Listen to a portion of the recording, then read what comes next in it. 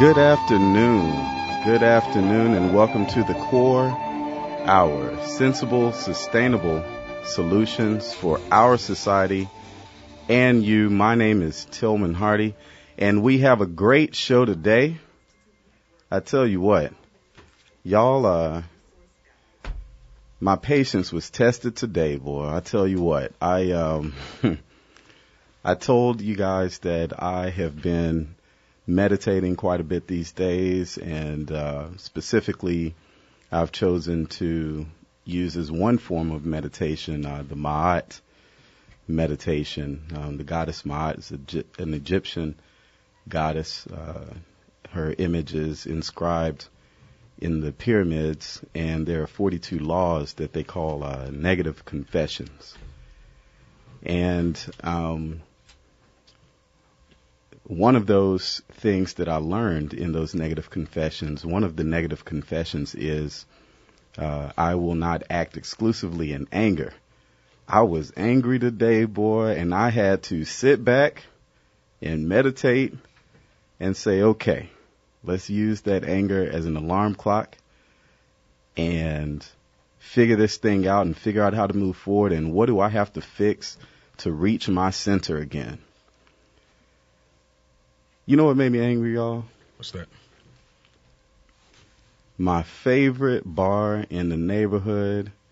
You know, I live in Pigeon Town, and Pension Town for our older generation, who refers to that community as Pension Town. And my favorite bar is a relatively new bar. You know, we got a lot of bars in the Carrollton area, and a relatively new bar, Avery's Bar. I think they started about a year or two ago. Went up before the ABO board, the dreaded ABO board. It's really tough when you are a bar owner and you have to go up before the ABO board because you have a violation or a complaint. And Avery's had to go before the board because of some complaints they received from a few citizens in the neighborhood. And with a 7-0 vote, a unanimous vote, it was determined that their license would be revoked. And I'm just, I was looking for a word that would be PC on air, and I'm choosing to say I was flabbergasted. Does that work? Can I? Okay. It works. All right. So I'm back at my center now. So I got to ask, 7-0, that's pretty surprising. What were some of the reasons that they gave for even, do you want to, yeah. Y'all, lewd acts, right? Okay. This is one of the violations was lewd acts, just to show you how crazy this is. And you know what they were referring to? I have no idea. Twerking, y'all. Twerking as a lewd act. Twerking, according to the ABO board, is officially a lewd act in the city of New Orleans and will not be tolerated. What do y'all think about that? You can get a business shut down for twerking. So, Big Frida Miley Cyrus, I'm sorry, y'all. Gotta shut it down. No more moving the hips all right. Let's keep it moving, y'all. This is going to be a lively discussion. If you like to twerk, call in, please. Please call in. 504-260-9265. Avery's Bar has been closed down. I'm hoping that Avery will call in. This is a very, very sensitive topic because there are a lot of bars and restaurants, social aid and pleasure clubs in the city of New Orleans. Avery Manuel is an African-American man, and there are very few remaining African-American owned bars in the Carrollton area specifically, and they're dropping like flies, y'all. and those are real jobs for real people. This is real talk, real times. WBOK, please call in. Let's keep the conversation going. Moving forward, today's topic is sustainable real estate development. And it just so happens that as I was looking at, this is week 17 of the year. And so what I'm doing is every week I'm focusing on one of the Ma'at meditations, one of the laws of Ma'at. And the 17th law of Ma'at is, I will not steal anyone's land. So that's pretty relevant to this discussion. The entire gentrification discussion is all about, whether or not folks are stealing land when they're purchasing property and developing it, or are they developing and improving the land? It's blighted property in a lot of these communities, and a lot of folks feel that, whoever wants to buy those properties, God bless them. Let's get them back into commerce. I guess that would be the other side of the coin in terms of the debate that's being had. And anyway, let's get started. So, of course, we have Mike Ballard here. Mike is a regular co-host on the show. We have Ashlyn in the room. Ashlyn is running the cameras today, so hopefully we'll upload some video to our YouTube channel. And we will also have Casius Pealer. I say that right? Yes, sir. Awesome. I like it when I get it right. Casius is the director of the Masters of Sustainability, Master of Sustainable Real Estate Development course, at Tulane University. Casius, thank you for being here. No, thank you, Tillman. I thought you might give me a not a bonus, but a promotion. If you had the title wrong, maybe I get a promotion here. No, that's all good. That depends. We might push for that at the end of this show. Let's see how the conversation goes. So, Casius, tell us a little bit about yourself. Where do you come from? Sure. So just to pick up on your your intro about the Ma'at, your kind of meditation about that and never steal someone's property. It got me thinking. There's a saying that I learned in law school: all property is theft. The idea that there is a shared element of all property, and that when we take ownership of it, that there's an element of theft there. Now, obviously, I'm not promoting that. We're not even in the most extreme case, I think, talking about that, embracing that entirely. But I think the concept that although we may own a particular piece of property legally and through our society and have control over it, have control over certain elements of it, that at a basic level we all share this land that we live on, and we come up with rules for how we can manage that, but that that at some level ownership is a necessary evil, maybe, and I think it has a lot of benefits. We're able to produce some benefits, but there's some challenges too. Thank you for that. Our phone lines are lighting up, and I hate to leave people on hold. We have Karen on line 1. Welcome to the show, Karen. Hey, how you doing? Hi, what is your comment or question? Oh, well, I called to make a correction. It is not Avery's Manuel's Bar. It is Karen Robinson. I see. And you're Karen? Yes, I was the owner. Yes.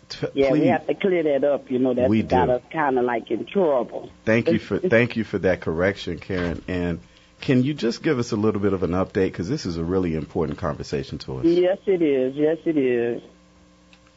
Well, so far when we was before the board, they were saying that due to Avery's past history, that's what they was dwelling on so much.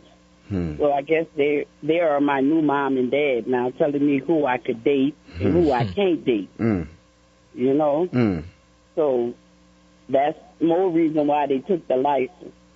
I mean, if you could read the questions that they was asking from the ABO board, they was mainly targeting Avery. I see. And they wanted to know, why did I name it after him? I guess I can't do that no more either because it was my boyfriend. Wow, incredible. So, do you have the list of the violations that they said No, I'm sneaking on the phone. Okay. Okay, well, I know there was one in particular that really surprised me, and that was lewd acts. And when I asked for clarification, it seems as though they were talking about twerking. So is twerking a lewd act now in the city of New Orleans? And we had trash everywhere, and what else they had? And people, that's looting. People standing outside. People standing outside, okay. Yeah. So well, I'm trying to figure out what they're going to do with the smoke and where they're going to smoke at. I see. That's exactly. going to be looting, right? Exactly. I mean, where do we begin with this conversation? Right here. I tell you what. So do you have an option to appeal this? Is this something that you can appeal, or is this it? Yeah, we can, but I mean, it seems like it's a fight that's already won because they seem like they came in there with their mind made up already. Because if you're attacking Avery and we wasn't in there for that, you fixed the fight already. So they basically said that Avery was not a person that they wanted to see in business as an entrepreneur. Is that right? Well, he wasn't. I was. Right. And he was a part of me. Yeah, I see. And so they want you to break up with your boyfriend. That's what. Basically, like I said, they think I have a new mom and dad now. They're telling me who I could see. But, I mean, we've been together for 27 years. Wow. We're not married, but we say we are married. So since we say we are married, they held that like, okay, y'all say y'all married, we're going to treat it like a married couple.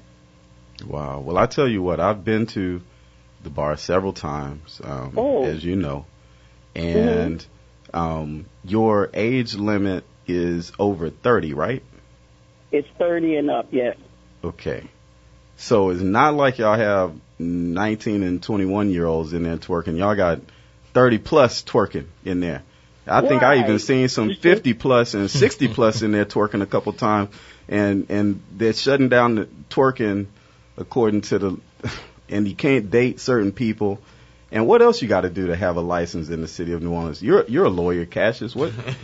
So you can't twerk. You can't have a boyfriend with prior history. What do you think about this? I think maybe we should have a twerk in. Everybody comes over a twerk action. I like it. Let's twerk in front of City Hall and say this is ridiculous. Right.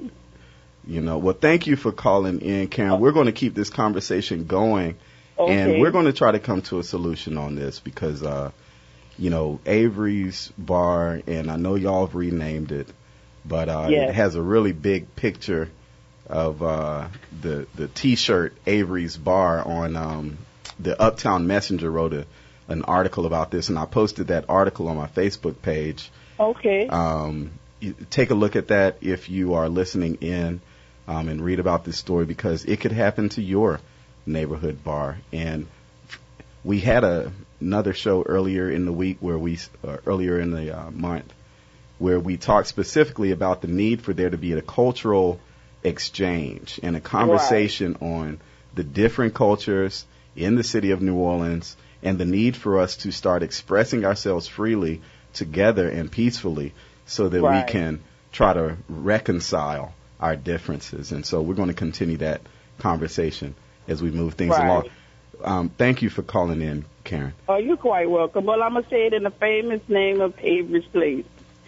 They want the culture, but they don't want the people. Thank you for y'all. that. Thank you. Love you too. Thank you. Love you too. Thank you. Alicia is on line 3. Are you there, Alicia? Yes, I am. How are you? Thank you for calling in, and thank you for holding. What is your question or comment? Well, I guess it's Miss Karen.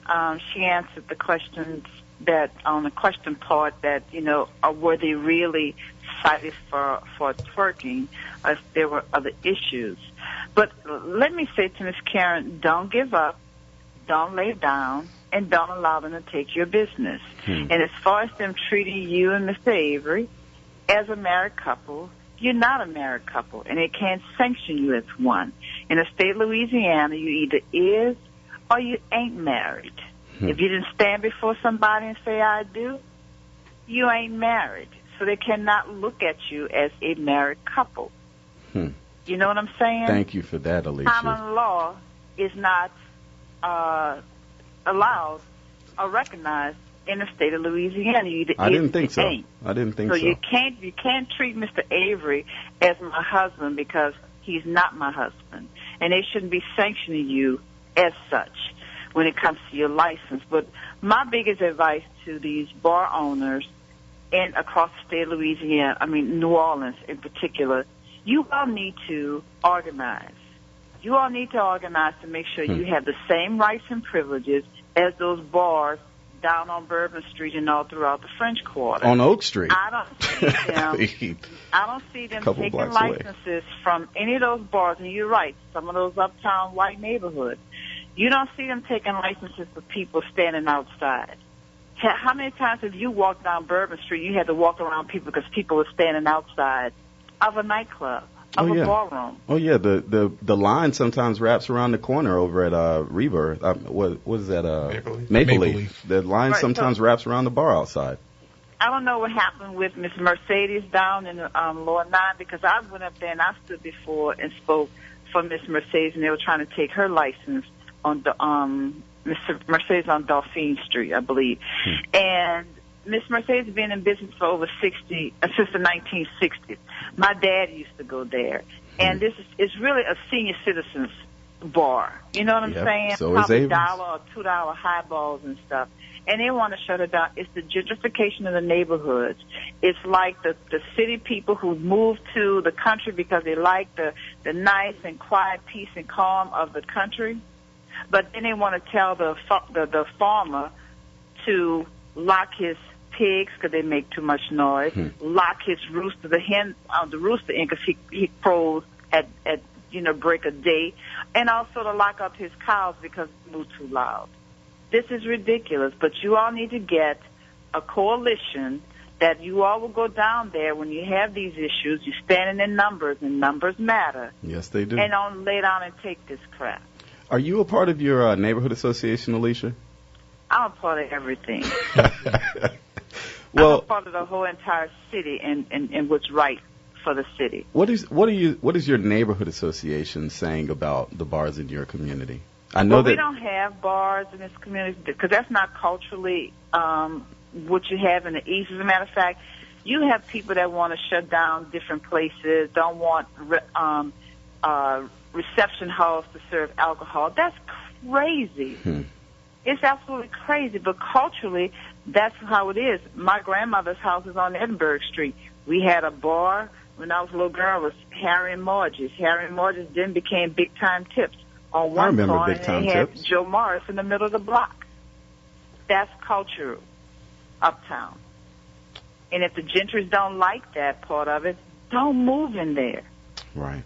But I think you need to band together as an organization, as a group, and fight these injustices, fight the unfairness, and fight the discrimination. Well, thank you so much for your call, Alicia. I really appreciate it. And I am a meditator, too. Thank you. Thank you. Thank you. Okay. Keep hope alive.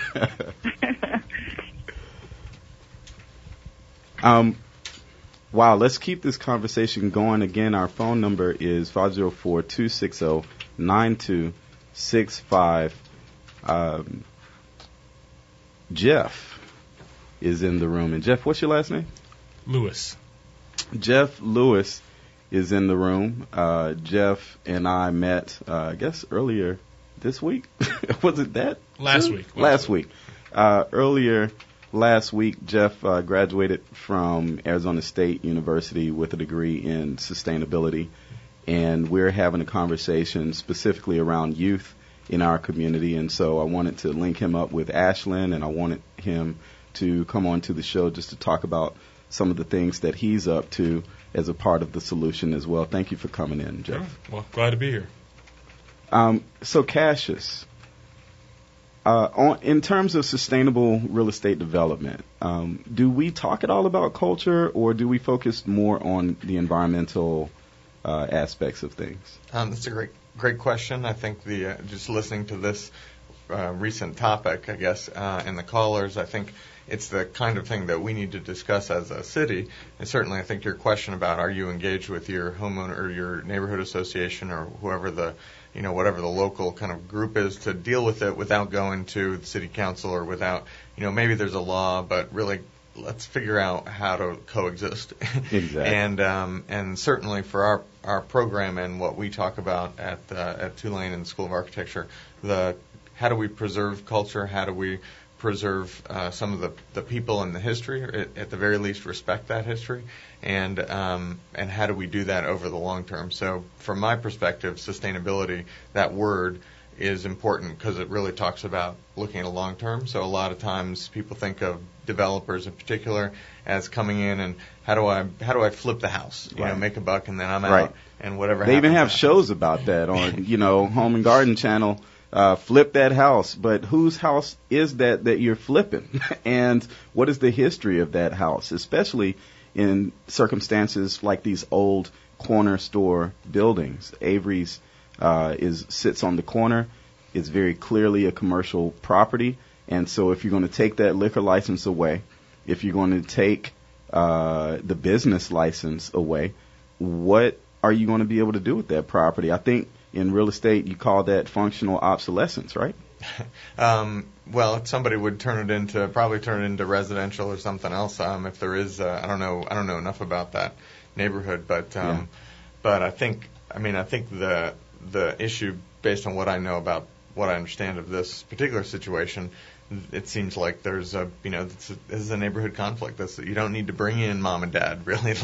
Everybody should be able to have a way to discuss it. Maybe not everybody's going to win or agree, but maybe there are some things that that limit the wider impact of the bar. I'm not asserting that there isn't a problem. I don't know what the particular situation is, but I think that's a common discussion. And like the caller said, you got it when you move out to a farm. All of a sudden, people live around the farm and they think, well, gosh, it smells like cows out here. Let's fix that. Well, you just never know. You can't like the farm and not like the cows. So I think it's not a special situation, and the idea of bar owners banding together, I think, could work. But I think that the issue is much broader than bar owners. So I think we're seeing it in a number of different neighborhoods, not just in New Orleans, but certainly in New Orleans the last few years. And it's broader than bars. It's broader than kind of sitting out. I just saw an article about downtown. A lot of people want to have restaurants where they can sit out on the sidewalk, and and that's a good thing in some way. People want that, but it also creates a new conflict, and we need to have a way to deal with those conflicts that doesn't require somebody to get a lawyer, go to city council, argue their case. We've got to have a way that other people can get involved. Because I think also the other thing is that a few people who are loud about a topic can create an issue, and a whole lot of people who think, Avery's is fine, not a problem for me, but they're not going to show up at anything. And so how do you engage those wider people? Discussion? How do you engage those people, and how do you put everybody in the same room, especially if they're not showing up to the neighborhood association? Is the neighborhood association the solution? Call in, callers, and tell us, are you attending your neighborhood association meetings? And what are they saying about bars in your community and about sustainable real estate development and gentrification? Geoff just stepped in. What do you think about this conversation? We're talking specifically about, the cultural differences in communities, about Avery's Bar specifically, which had its license revoked on Tuesday. Mm-hmm. And the history of that bar is that it had been in the community as a bar for 50-plus years. It was taken over recently by Miss Karen, who called in a while ago and described that the ABO board revoked her license because they said that her boyfriend was a convicted felon. And so we're trying to have this conversation about how we conserve our cultural resources and how we reach social equity in our communities. If this building, this historic building, the building's over 100 years old, if it has been a bar for so long, and now that some gentrification is taking place, and I'll go ahead and place myself in that number. I mean, we're renovating a building in the neighborhood. We have spent a lot of money in developing that space, and we want to see it thrive. We want to see it benefit from the new economy that's entered into the community. But we did it with the goal of conserving the culture of that community. The building that we have, which is at 1401 Leonidas Street, used to be a community center in the 70s. And so when we developed the space, we decided to return it back to the community as a community development center, a sustainable community development center. And so prior uses of spaces is really important to me, because when that building was built, including Avery's Bar, including, Charity Hospital, do we even want to jump into that? It's very important to me that, we look at the cultural history of those spaces, and that we have the intention of filling that void, literally and figuratively, with the same intentions that the original developers had as well. But what do you think about you're local, right? You're a local New Orleanian. Somewhat local. Dad was born. What's your story? Well, born and raised in Baton Rouge. My dad grew up off AP 2 Row in the 7th Ward. So I spent a lot of weekends down here, a lot of months down here when I was growing up. Moved away for college and came back because I wanted to get closer to home, but not quite home in Baton Rouge. Right. So here I am. So I've been here for about 5 years, and I've lived pretty much all over the city. And also I've worked with a lot of the community members in the area where I work at, which is Taylor Park, which is in Central City. And engaging with them and hearing their issues, I really heard what Ms. Karen was saying about how they want the culture, but they don't want the people. And I think what we really have is not ill intentions on either side, but a lack of communication.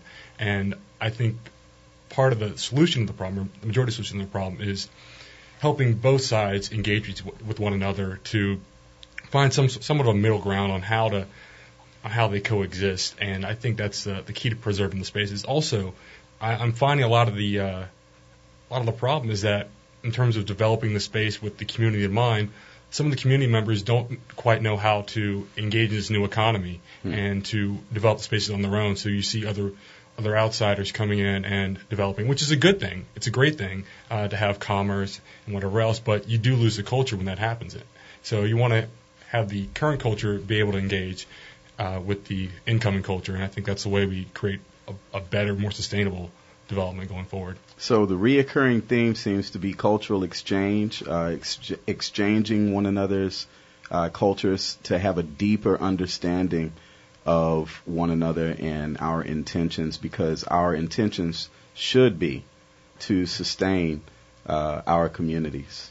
And in my opinion, just going back to, my history in this particular community in the 17th Ward in Carrollton,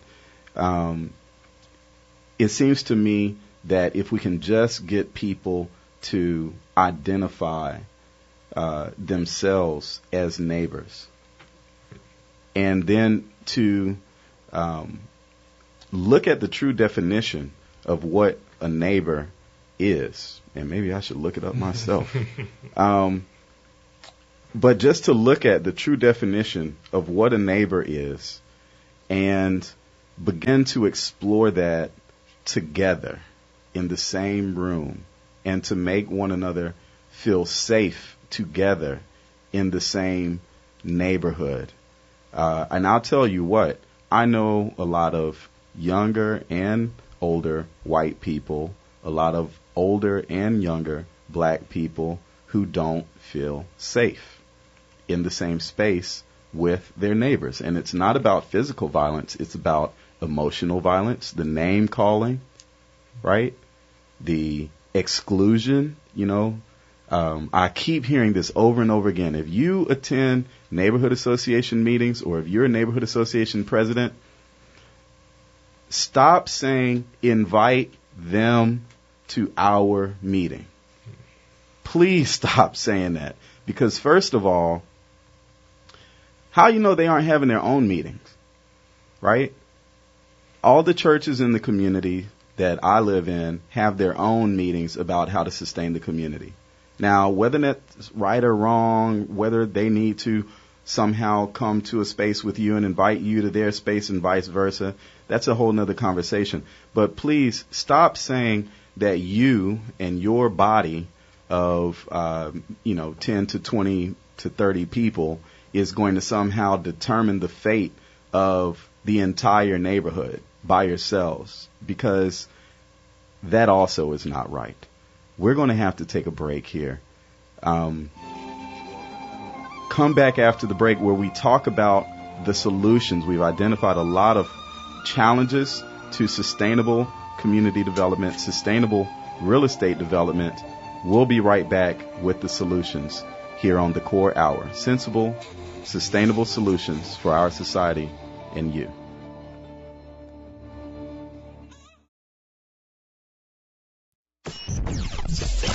WBOK 1230 AM, the People's Station.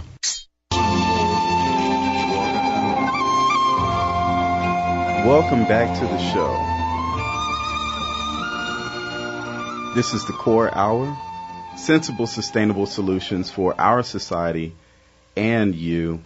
Before the break, we were talking about a lot of the challenges to sustainable real estate development, sustainable community development, and specifically cultural reconciliation, cultural tolerance in our communities. Once again, what sparked that conversation was one of my favorite bars. Its prior name was Avery's, at the corner of Willow and I believe it's General Ogden. Their license was revoked, and so we're having this conversation about what happened and why it happened and how we can prevent things like this from happening again. Casius, let's talk more about Tulane's program and some of the other programs at Tulane University affiliated with the School of Architecture that may be able to continue this conversation and may be able to get some folks from all over the world who are attending this program to engage in this conversation and help us reach some solutions as well. Sure, Tillman. We have the 1-year graduate program. This is in our 4th year, so next year will be our 5th year. And we do have students from all over the country, certainly, and about half our students are from New Orleans that come here, and about half of them stay here. And I think one of the things we talk about, you asked about sustainability, whether it was mostly environmental, and I think we're looking at long-term, but also outside of the boundary of your property. So you do own a property, but you need to care about what happens outside of that boundary, and that's true environmentally with the water runoff and other issues where you're getting your energy from, but it's also true with the kind of cultural aspects and the economic sustainability of the neighborhood. So I think that our students we try to get them out in practice very quickly, and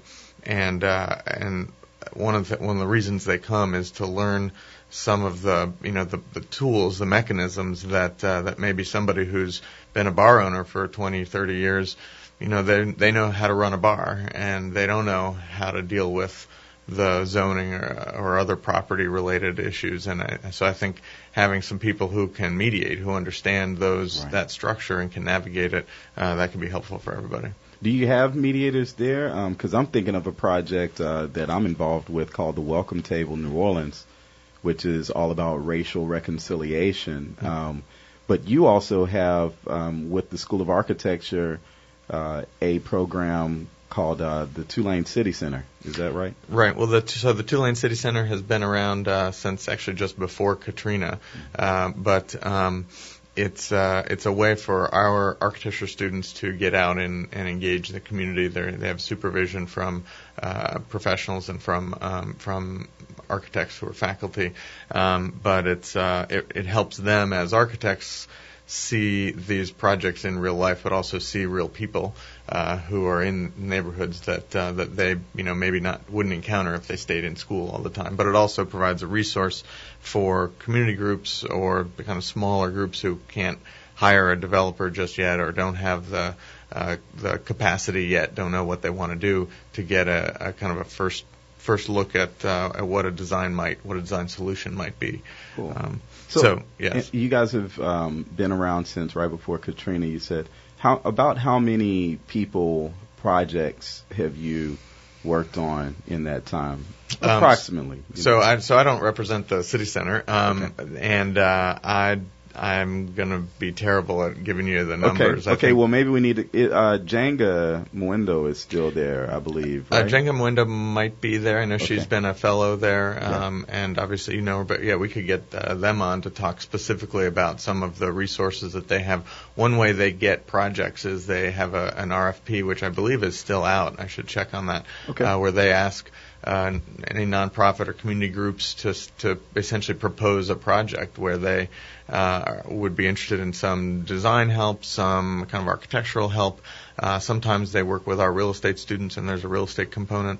When we do our twerking action at City Hall, will they show up for that? That's the most important question. They will document it and provide a how-to book for future actions. No, the City Center is a great resource. I also wanted to mention we have Project Pipeline, which is a summer program, so mostly for high school kids. So maybe, if there's some listeners have kids or grandkids who are maybe interested in architecture or interested in just gentrification and what's happening in their neighborhood, the summer program at the School of Architecture is an opportunity to get a taste of what kinds of things they might learn in architecture school and understand that better, even if they don't end up going to Tulane or to architecture school. It could be a good summer program. They have an open house this coming Monday at 4:30 at the City Center. Awesome, and I posted that on my Facebook page as well as the Core USA Facebook page. So if you're not, if you don't like our page yet, you need to go ahead and do that so you can stay up to par in terms of community development, sustainable community development, and this program in particular is a really important one. The National Organization of Minority Architects, and Brian C. Lee is the point of contact there. Again, that is on the Facebook page called Project Pipeline. I know that they've done this for a number of years now. It's growing in its capacity, and they're doing some really awesome work, so please support that as well. And Geoff, you also have a program that you've been supporting recently, right? Yes, I've been working with YouthWorks NOLA to help get kids enrolled. YouthWorks NOLA is it's a job training program. It's an initiative of the mayor. Basically, it's several paid internships, different tiers, teaching kids job skills, even athletics, and preparing them for college athletics if that's the path they choose to go. So I've been helping kids around Taylor Park get their paperwork together, get them down to the offices, getting their appointments, and getting them enrolled in that program. So maybe some of those programs out there that are involving the youth over the summertime can take something like this on as a project, because from what I've seen, and we've been participants in the Job One program during the summer for 5 years now, and from what I've seen, those young people out there, those high schoolers in particular, are really engaged and really interested in improving their communities and getting their hands dirty and learning about the culture and learning about how to engage socially. And so beyond what they do in the teen clubs. And this is, I think, a perfect opportunity for that. These summer workforce development programs, oftentimes, these young people get pigeonholed into, pushing paper and doing stuff like that. Let's get these young people out in the street so that they can learn how to do this work and how and engage with these businesses and help them to grow as well, because you never know. Many of these young people are going to become the bar owners of the future. You never know which one is going to be inspired to do to build a bar when they get older.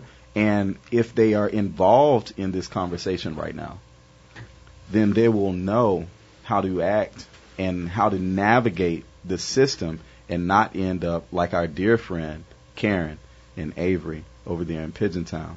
So how do we help Karen? Because, you know, I sent in a letter myself to the ABO board.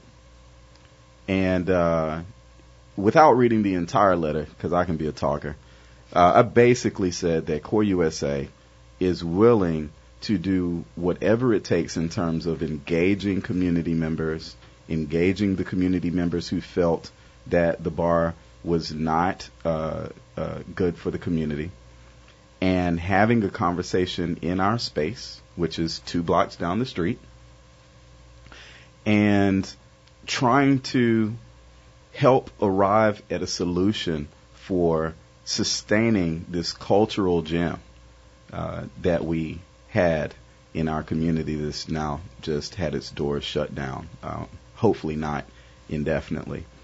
And I guess the ABO board just didn't want to consider that.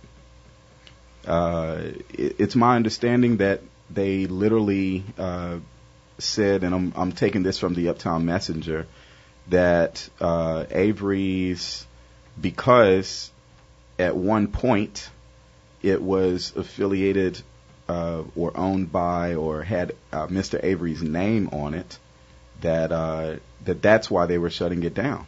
And, you know, is that the right thing to do? Is that what's best for these types of situations? It seems that Miss Karen corrected the incident. She put her name on the bar. She owns the bar outright, legally. And so the only thing they can tell her is, we don't want your boyfriend to be affiliated with you if you own the bar. And to me, that's overstepping boundaries just a little bit. What do y'all think? Mike? All right. I've been pretty quiet so far. Yes, you have. You out. Yes. No, I think I guess what I'm looking at is the economic side of it.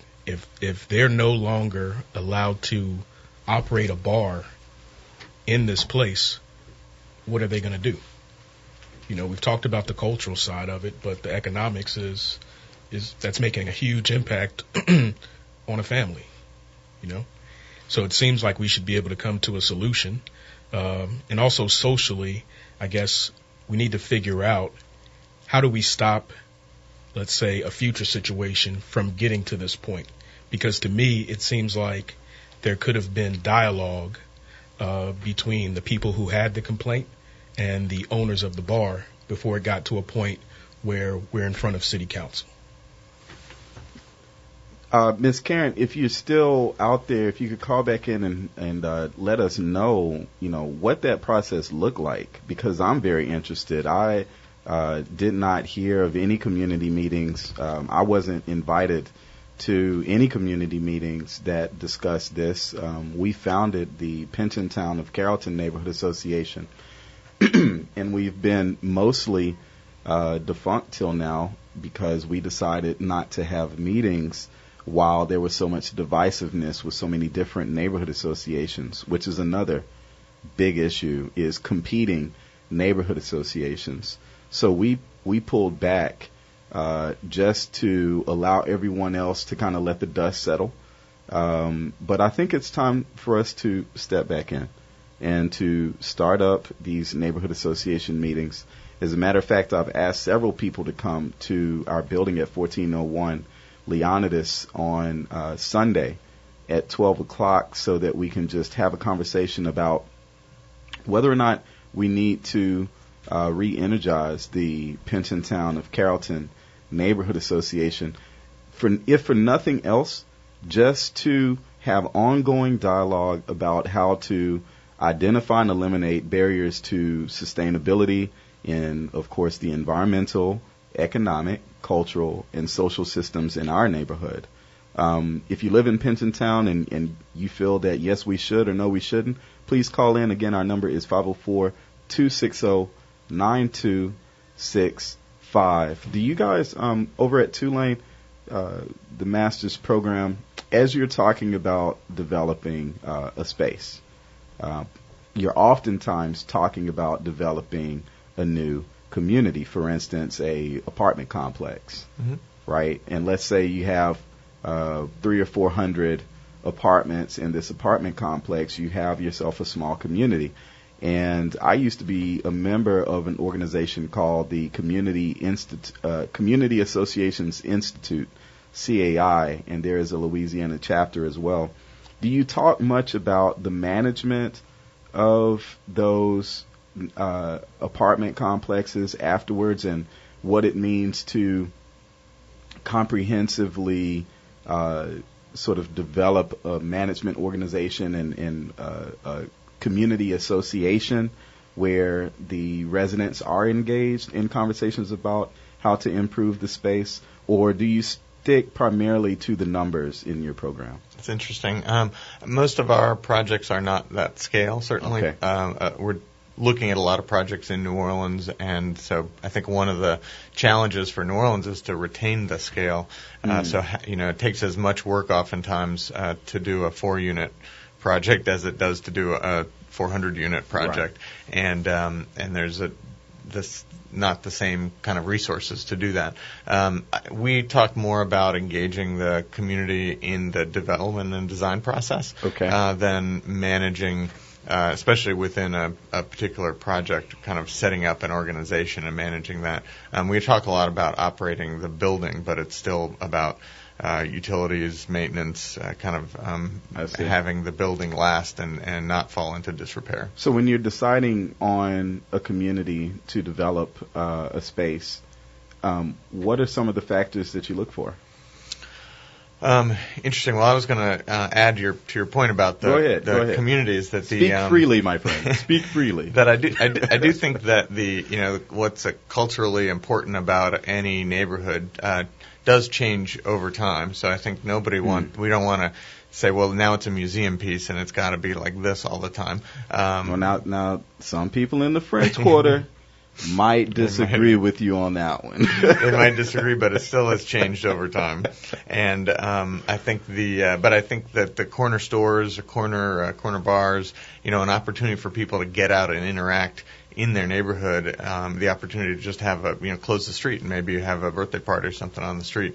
That's something that I think we do a lot here. That. A block party. That can transcend changes to the neighborhood. So you can have new people in a neighborhood or more people in a neighborhood, and as long as there's still a way for people to engage. I was thinking about it as a solution. You're saying, how do people interact? They've got to interact outside of a meeting even, so when you come to a meeting, we're here to talk about this, what you need to do is you need to have people, you need to go inside your neighbor's house and have dinner, and you need to be able to do that in informal ways, at least a couple times a year. And we've got a lot of ways that happens, but it's, it's something that I think whether you're in Pigeontown or you're in Gerttown or you're in the Bywater, you've got to have those kind of ways to interact. That's something New Orleans does well. It's funny you said that. I'm looking at the computer now because I'm trying to find on Neighborhood Partnerships Network. Neighborhood Partnerships Network is an organization here in New Orleans that was started right after Hurricane Katrina with the intention of rebuilding communities all throughout the city, and specifically working with neighborhood associations, community associations, to empower them to self-actualize what they thought a sustainable community should look like, which has been a very interesting journey. I was on the board for many years, and I just heard on Eileen's show earlier this week. Eileen Carter has a show, The Good Life, and Timbaland Sams, who's the director of NPN, was on that show, and they are going to have a bar crawl.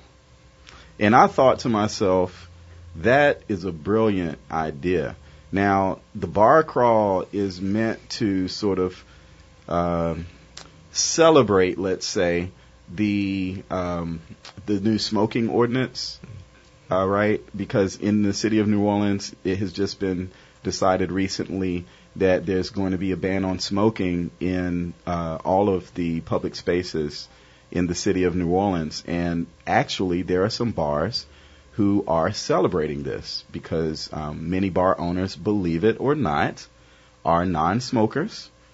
And many of them are non-smokers because of health reasons.